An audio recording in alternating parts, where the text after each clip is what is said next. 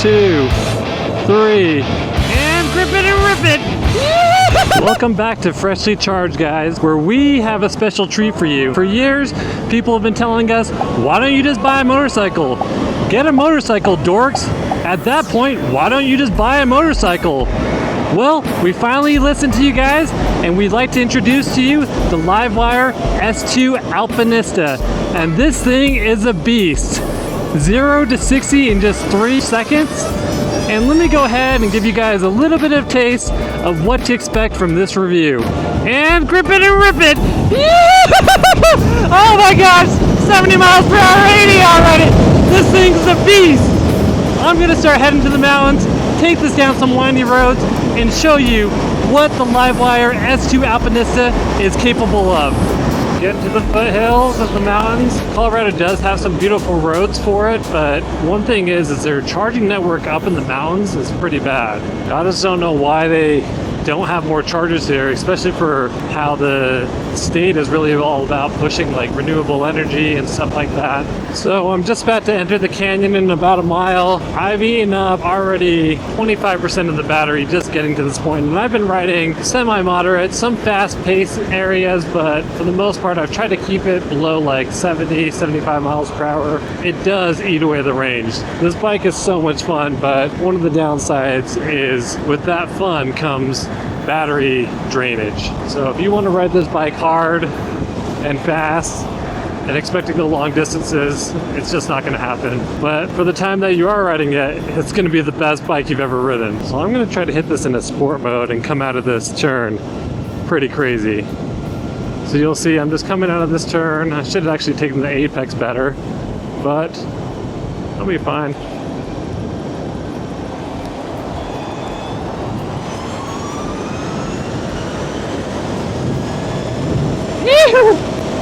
Right to 100. Really awesome how fast acceleration is on this out of turns. And I took that turn really bad. I was too focused on talking rather than just riding. I took the apex wrong, still was able to come out of that turn, and it was a blast. And this bike just lifts up. As soon as you start pulling on the throttle out of your turn, it just straightens out and balances itself out. So I'm going to ride this through sport mode here. Try not to destroy too much of the battery, but I'm stopping at a charge point here in about 17 miles, so I should be fine. This handles so well. And then the burst of acceleration is so linear through here. One of the best parts is that when you go to shoot those gaps, you just have so much power, and it's the same from when you're going from a standstill. And speaking of standstill, this bike is so fun just to launch. I've never ridden a bike so fun to launch from a stop sign. A lot of safety features too, so traction control.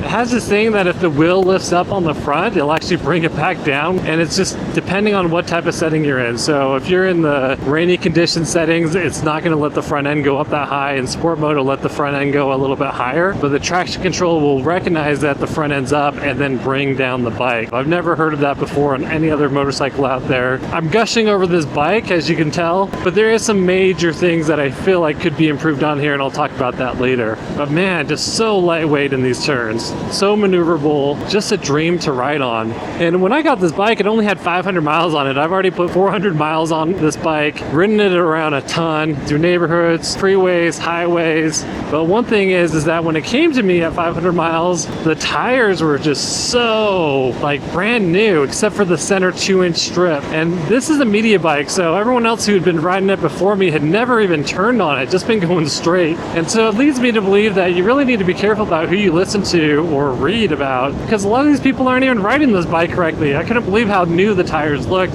especially on the edges. It looked like no one had ever went further than just being straight up and maybe like a slight mellow turn. That's why I'm testing it out and pressing the limits, and man, this is so fun. Climbs up from 60 miles per hour to 100 miles per hour in just literally half a second to a second. It's pretty wild. And then you don't have to think about shifting. The braking system on this is amazing. The regen braking is so strong, especially in the city, you rarely have to even tap on the brakes to stop if you have it in the correct setting. And then when you do have to stop, the Brembo brakes are just phenomenal. The design of it is really to be like the sports bike version of the S2, and it really does rip. So maneuverable. Reminds me just like riding a Gixxer 1000, except for the top speed isn't quite there. But the initial acceleration from 0 to 100 miles per hour Awesome. Kind of crazy, very similar to what I've experienced before in the past, where you're climbing a hill and then it goes into this limp mode. And it's a real big bummer. It really is. It's like, the whole point of this bike is to go fast, and for it to kind of limit you, it's nice that it tries to preserve the battery and the machine. I haven't even been riding this all day. I've been riding this for about 40 minutes, and it's put me into limp mode, where it shows a little turtle on the display, and it's trying to prevent you from overheating the motor, so it lowers the acceleration. You can still go and move, but it's kind of a bummer because it stills the guts out of the machine. I was really only maxing out at 65 miles per hour there for the past 1 mile in this limp mode. Not sure what the reasoning is. I would think it's based off of temperature and it would still leave it in a limp mode, but no. It just will just cycle through and then let you be on your business going fast again. You just saw me go through those windy turns, no problems at all. This thing handles great. And then on my next stop, I'm gonna go ahead and do a quick walkthrough of what to expect when you buy this bike. So I'm glad I found a charger, a Rivian charger. Beautiful location, what a great place to charge. Look at this, epic views around me. Let's go ahead and just do a quick walkthrough and kind of give you an idea of what to expect if you were to purchase this bike. This is their sport bike version of the S2. Starting with the cockpit, you have the center display, which is absolutely stunning, very clear and easy to read in direct sunlight. So right now it's showing me my charge rate and how fast I can expect it to charge to full. On the right side, you have a hydraulic brake lever, which controls the 4-piston Brembo hydraulic brakes, full twist throttle. One thing that's really cool about this throttle is it has this electric design in the grips, and when you just slightly twist on it without moving, you can feel the bike has a heartbeat. It's really weird. I've never expected it to be on a motorcycle, but I think it's just something that they added as a cool touch, just to let you know that the throttle is live and you can feel the bike coming alive. You have the different mode settings, which allows you to go through the rain setting, the eco mode, the touring mode, and also the sports mode. You can also add 2 custom settings to it where you can remove the regen braking, because every single setting that's on here does have regen braking. Then this is the ignition switch to turning it on and off. Once you lift the kickstand, you're going to press on the lightning bolt to start it and activate the bike. Emergency lights, and also the menu to cycle through if you have a headset for controlling music and the volume. Traction control buttons and the voice control button if you do have a headset connected. On the left side, you have the functions to control the lights, cruise control, a button to cycle through the odometer settings, like looking at different types of trips if you're trying to track your mileage. And then to cycle through the menu, you're gonna actually click on this button where you can see that you have turn-by-turn navigation, music control, looking at your motorcycle, the diagnostics, and then going into the settings like connecting the Bluetooth, ride customization, and also updating the software. And you also have the ability to send an update through here, but it will just automatically update the bike if it's just sitting out and has some connection. After filming this video, LiveWire sent some really cool updates. The #1 update is that you now can actually reverse the bike just by pushing forward on the throttle. So roll the throttle forward, and now I can go ahead and reverse it backwards. The other update that they added was something that people requested, roll forward regen. You can roll forward the throttle and now control the regen braking and actually stop with only electric braking. But the third biggest update that they've done is they've got some huge incentives on all the S2 models. The S2 Del Mar is $6,250 off. The S2 Mulholland is $5,500 off. And the S2 Alpinista, which I've been riding, is at $4,000 off. So it's now at only $11,999. Originally, I was gonna complain that the LiveWire motorcycles are a little bit too expensive. However, with these huge incentives, they're totally worth it. You have these smaller mirrors that actually work pretty well. I'm very surprised with how well these mirrors work because there's no vibration coming from the bike since it's electric. Most motorcycles with the mirrors, they're always constantly shaking. These ones don't shake at all on you. Moving to the front, you have the light, the turn signals on the left and right. Then we have the Showa fully adjustable 43mm inverted 1x1 cartridge forks. Fender, which is plastic. The front has a Dunlop tire, which measures in at 120 by 70 R17. Great at holding grip through the turns. A radiator to help with cooling, a motorcycle grade horn, and also a spot to lock the front handlebars out. They'll just twist around in circles if someone goes to move it. It does come with an alarm system. I haven't heard it actually go off. It just starts flashing lights, but I'm sure if I was to mess around with it a little bit more, it would set off an alarm. The rib design of this is just absolutely stunning. Center mounted motor with 63 kilowatts of power, producing 84 horsepower and 194 pounds of torque. Yeah, the motor is really crazy. This can go from 0 to 60 in just 3 seconds. It's insane how fast this motorcycle is. Rear foot brake, the pegs, really nice seat. One thing that separates the Alpinista from most of the other bikes is the lower seat height. Right now with it unladen, with no weight on it, it's 31.18 inches. When you put some weight on it, it goes down to 29.5 inches. So really good step over height. This would be a great bike for women or short riders simply because it's so low and that your feet will be planted. For most people who are even underneath like 5'6", should be able to have their feet flat on the ground while riding this motorcycle. Absolutely stunning. On this side we have the charge port. It's a J1772 Type 1 charger. It can only take level 2 charging, so anything faster than that it's not going to accept. So with the level 2 charger, which is what we have here, same thing at my house, since I have a 220 volt wall charger, I can get from 20 to 80% in 78 minutes and 0 to 100 in 142 minutes. So not super fast, but not the slowest. One thing I do wish is that it would accept a higher charge rate from like a charger like this that can put out more than 4.4 kilowatts. You can charge it with just your regular household outlet, but it is going to take a long time. 20 to 80% is going to take 5.9 hours, and 0 to 100 with a level 1 charger will take 8.4 hours. Total weight of the bike is 434 pounds. If you compare this to other motorcycles, it's lighter than most. And in the rear, we have a Showa free piston monoshock with progressive linkage, adjustable preload, and rebound damping. It does come fairly stiff from the factory, but you can ask the dealership to loosen it up a little bit. However, for how much torque is being produced from this bike from the acceleration, I suggest you leave it stiff, especially because you want it safer at higher speeds. Both the front and rear have 4.72 inches of suspension travel. It is belt driven, as you can see the belt is on there. And in the rear you have a Brembo PF34 rear one piston floating caliper. Fairly strong. That's what's controlled with the foot pedal. Not quite as big as the front, but that's expected on a motorcycle. You're gonna use the front brakes quite a bit more for stopping power. Rear tail light and turn signals built into the license plate holder. And in the rear you have a 17 by 5.5 inch tire. The exact measurement on here is 100 by 55 R17 Dunlop Road Smart tire. Really good grip, high quality tire. And this is what I was talking about. I'm not crazy, I don't quite ride the edges, but when I first got this bike, the only thing that was worn down was just the very center 1 inch patch. I said it was 2 inches, but it was only 1 inch, and I was very surprised for having 500 miles on this bike that no one actually took it deep into the turns. But that's a quick walkthrough of this bike. Tons of power, awesome system, by far the best motorcycle that I've ever ridden. And I've ridden tons of different bikes from Ducatis, Aprilias, Harley Davidsons, Hondas. This is by far the funnest motorcycle that I've ever ridden. So after I get this charged up, I'm gonna keep riding. I'm gonna tell you what I love about this bike. Do love the turn-by-turn navigation built into the display. Let's go to Red Rocks. It says I'll use 19% in charge. I don't think so, not with the way I ride. And there you go. Now let me just show you how this launches right here. Crazy.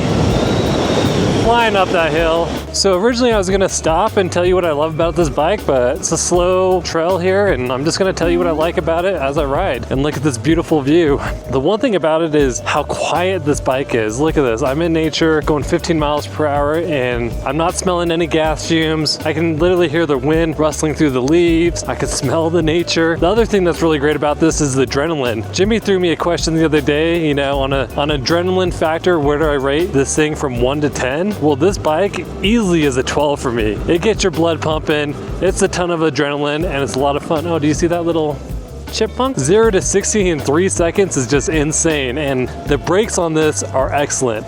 The way this handles and turns on curves is really astonishing. It's fairly lightweight compared to other motorcycles. Just the way you can accelerate out of turns, exhilarating. The way this looks, just looks nice. I've had a lot of people stop me, asking me all about the bike. When you're sitting at a charge station and you're charging a motorcycle, nobody expects it and everybody starts asking you questions about it. The display is actually very crisp and clear, but there's a little bit of downside to it and I'll talk about that later. The lower seat height on this bike makes it very approachable for a lot of people. people, especially short riders and lady riders. You know, there's not a lot of bikes where lady riders can ride flat-footed when they come to a stoplight, and this is one of the few ones. Suspension is great. I've had zero issues with suspension for my weight. They said that they set this bike up for a typical motorcycle rider in the US, which is about 250 pounds. I weigh probably about 225 pounds with all my gear right now, and I've had zero issues with it, especially for stability at higher speeds. I was really worried that I'd be sketch riding on this at going at 100 miles per hour, but yeah, feels great. But there is some downsides to that, and I'll talk about that too. Front facing light works great, brights work excellent, the rear lights are cool looking, and you also have it just built on that tire hugger, so that's a pretty sweet design. Man, what an epic view. I think I am gonna stop right here. Just cool. I'm so glad I ended up here. And everybody keeps asking me, did I come from Wisconsin? No.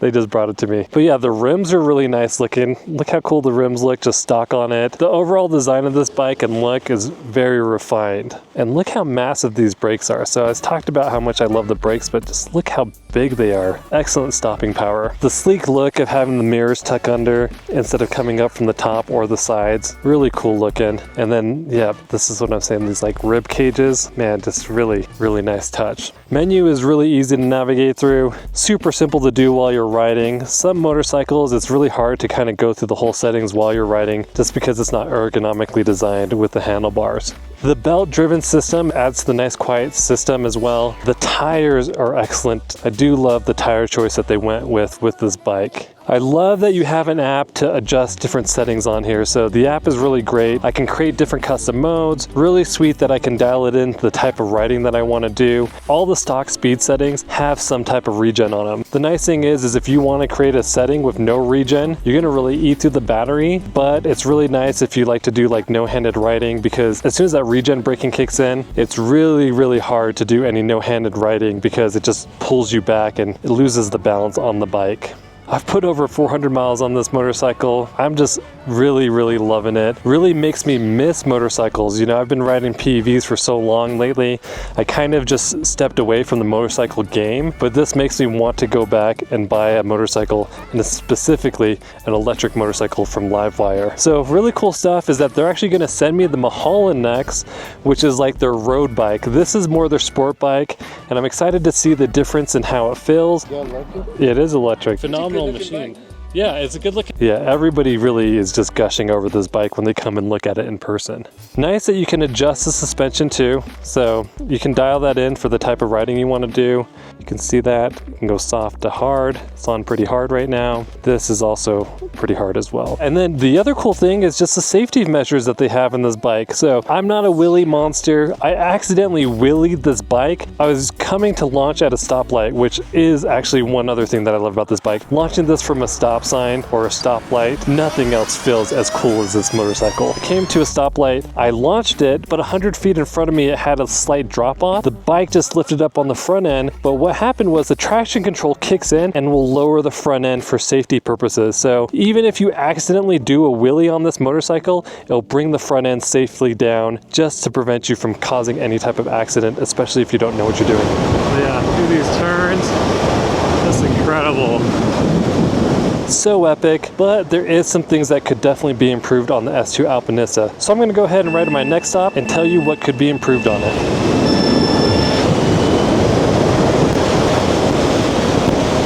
And this is in eco mode. That's what's crazy, is how fast this acceleration is, even in eco mode. Get your wheelies going. If you know, you know.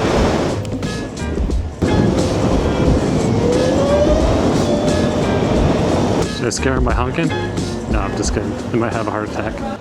So I found a charger and I got VIP parking right at the top of the amphitheater. This thing's awesome. While I talk about what could be improved on here, let's go ahead and just get this thing charged up. The number one thing is the range. It really sucks, especially if you're hammering down on the throttle, which I love to do. If you're driving moderately and you live in the city, perfect bike for you. But if you're gonna be taking this out on a long journey, on a fast ride, I really typically only get about 50 to 60 miles of range when I'm hammering down on the throttle. Yes, if I'm a little bit more conservative, I can probably stretch that to about 70 70, 80, but what's fun riding a fast motorcycle going slow? The other thing is it's stunning that it has these rib cages inside of here, but they're really obnoxious to clean out. If you park this outside, dust is going to collect inside of here. The other thing for me is it stops going at 99 miles per hour. And for most people, that's going to be plenty fine. But if you come from a sport bike background, you want to go a little bit faster. I would like for this to go to at least 120, maybe 125. And the only reasoning being is that, you know, flow of traffic is going 80, 90 miles per hour. There is sometimes that you need to get out of a sticky situation and throttle out of it. Engineers were saying that the reason why they stop it at 99 is it stops being linear, the throttle. It is kind of a bummer because I do feel like it could cruise faster. Even if it wasn't linear, I do wish that I could go above that 99 miles per hour just for safety margins and also to itch that adrenaline for those adrenaline junkies out there. The mirrors are great. They don't rattle at all. I wish they were just slightly bigger. And then the display is kind of small. So using the turn-by-turn signals inside of here, you're not gonna see very much of the map. So I do wish that I could see a little bit of a bigger map, just a slightly bigger display. And then speaking about the display, there is some issues with the turn-by-turn navigation sometimes. So if you set it in your app and you go to ride, sometimes it doesn't actually move with you as you go. And so you have to go stop, turn off the app, turn off the bike, reset it. It's kind of obnoxious. I've been sending emails to the service team. If they tell me there's a good fix for it, I'll go ahead and update this with something in the description or tag it in the comment. And on top of the low range, when you're hammering down on the throttle, I wish this could charge a little bit faster. It only accepts the level 2 charge rate. So the fastest you're gonna be able to charge this from empty to full is like 86 minutes. I wish they could cut that down to 30 minutes and this would be totally epic. I'd be fine with the range if the charge time could be a little bit slimmed down. Really, I think that's about it. I really love this bike. Easily my favorite motorcycle that I've ever ridden. I'm an adrenaline junkie and this really scratches my itch, especially because it's just so fast and it's a little scary fast. So if you like that, you're gonna love this bike. If you live in the city and you're wanting something that's perfect, nice and quiet, something that doesn't get hot, something that's super fun, burst off of that initial stop, this is an awesome city bike. Who is this not for is if you're going on long journeys and you don't want to plan out your journey, because it is kind of obnoxious that you have to stop and charge for at least an hour to get from like 20% back up to 80% or up to 100%. This is not going to be your long range journey bike. This is going to be more of a city cruiser bike that goes super fast and is super exhilarating. Ultimately, this bike is incredible. I could have never imagined how much fun this would have been until I actually rode it. If you're an adrenaline junkie, this is going to scratch every single itch that you could ever imagine. Check out our full written review at freshlycharged.com and make sure that when you ride, wear your safety gear.